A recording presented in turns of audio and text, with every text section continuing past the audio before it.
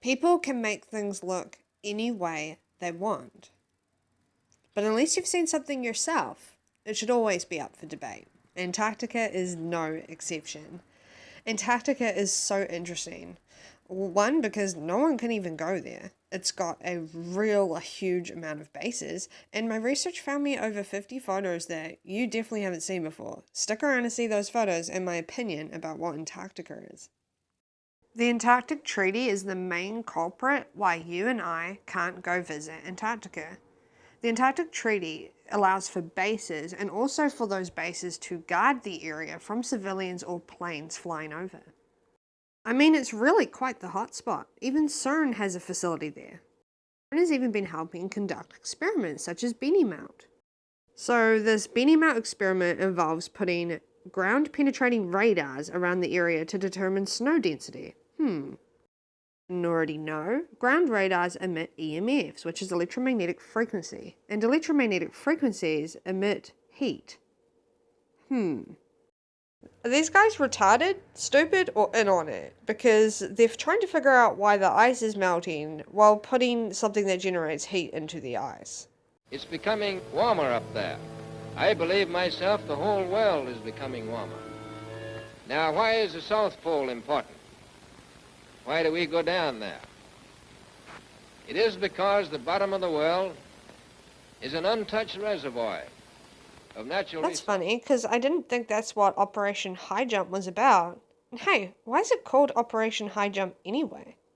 What a coincidence that Roman forces invaded Britain centuries earlier on the same day. Seriously though, if that's all they were doing, looking for natural resources, why is it like 20 years later they're setting off nuclear explosions in the area? And hey, why is that called Operation Fishbowl?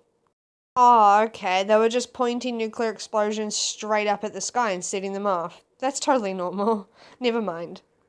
This is a supposed photo of said nuclear explosion.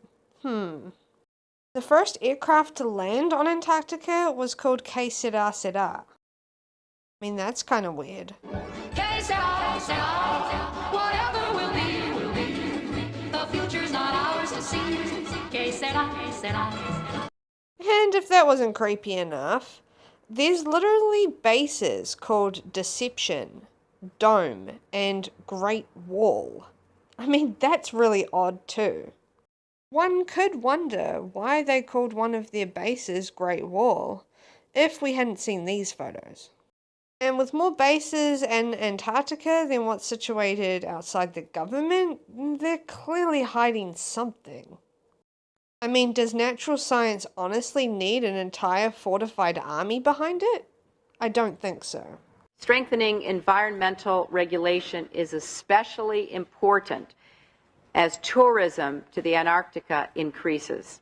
As long as there remains anything unknown on the face of this earth we live on, man is going to go after it to try to find out what it is, to attempt to conquer it, and to learn how to live. Sorry guys, there was content that proved that all the Antarctica flights came from one single IP address, but I can't find it.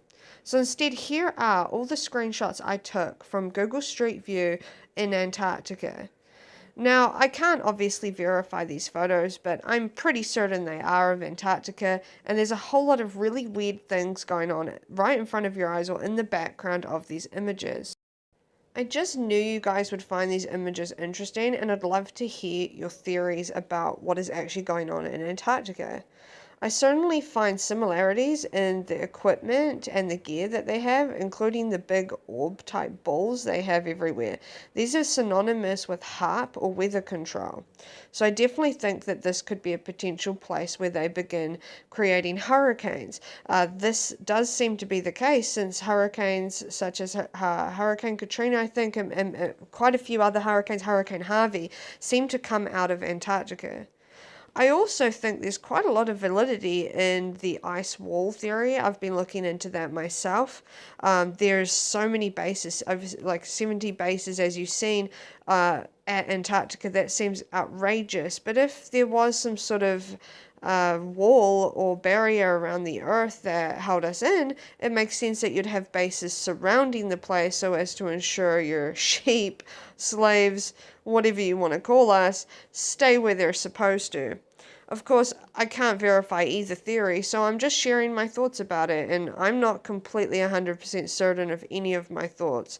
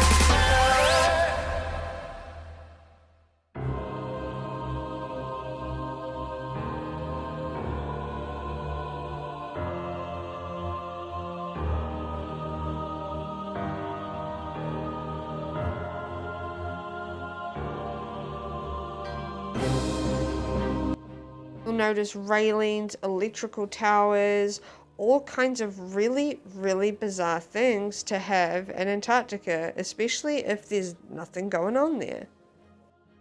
I also find it highly, highly suspicious that the Nazis prioritized going to Antarctica during the war. If you didn't know that, have a look into that. That is really, really weird. There's actually a photo coming up in a little bit that shows some of the leftover Nazi equipment. Now, why on earth would Nazis be so interested in going to Antarctica?